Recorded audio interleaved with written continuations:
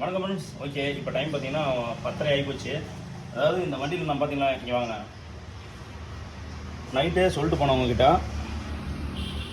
190 வச்சுட்டு போனேன். இப்போ பார்த்தீங்கன்னா 150 தான் இருக்குது. ஏன்னா வண்டியில் எங்கேயும் லீக்கேஜ் இருக்குதுன்னு அர்த்தம். ஆனால் எதையுமே கழட்ட கிடையாது. இங்கே டேங்க்லேருந்து ஓசு கிடையாது. இந்த பக்கம் இருக்கிற வேக்கமாக லாக் பண்ணிட்டோம். அதுவும் லாக் பண்ணோம். எல்லாம் போட்ட மாதிரி தான் இருக்குது. ஆனால் எங்கேயோ ஒரு பக்கம் லீக்கேஜ் இருக்குது. சரி, இதை இப்போ என்ன பண்ணணும்னு கேட்டிங்கன்னா, இதே மாதிரி மறுபடியும் ப்ரெஷரை ஏற்றி விட்டு அப்படியே செக் பண்ணணும். பபுள்ஸ் சோப் நிறைய சாமனை ஏதோ வச்சு அப்படியே செக் பண்ணிட்டு வரணும். செக் பண்ணும்போது தான் எங்கே லீக்கேஜ் இருக்குதுன்னு தெரியும். இது பார்த்திங்கன்னா உடனேலாம் தெரியாது. அப்படியே வச்சுட்டு வரும்போது மைண்ட் விட்டால் தான் இறங்கிது, ஒன்றும் ஃபுல்லால் இறங்கலை. அப்படி செக் பண்ணி அதுக்கப்புறம் ஒன்று கம்ப்ரஸருக்கு போகிற ஓஸு, இல்லைன்னா கம்ப்ரஸர் அவுட்டு வெளியே வர அந்த ஓஸு, ஏன்னா உள்ளுக்குள்ளே கூலிங் காயில் போகலாம், கண்டன்ஸுக்கு போகிறது.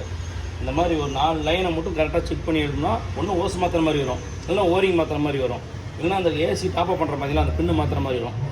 இது செக் பண்ணால் தான் கரெக்டாக தெரியும். சரி நண்பர்களே, இந்த வேலையை முடிச்சுட்டு இந்த வண்டி இப்போ இந்த வண்டி கிளம்புது. ஆனால் டீபால் டைம்னால அண்ணா எடுத்துகிட்டு போகிறாப்புல, ஃப்ரீயாக கரெக்டாக கொண்டு விட்டுருன்னு சொல்லியாச்சு. ஏன்னா டீபால் டைமில் இந்த வண்டியை எடுத்து வச்சுக்கிட்டு நம்ம இவங்களே தொந்தரவு பண்ணிடக்கூடாது. டீபால் டைம் முடிஞ்ச பிறகு கொண்டு வந்தாங்கன்னா கொஞ்சம், ஆனால் டைம் ஆயிடும், ஒரு 3 நாள் 4 நாள் ஆயிடும்.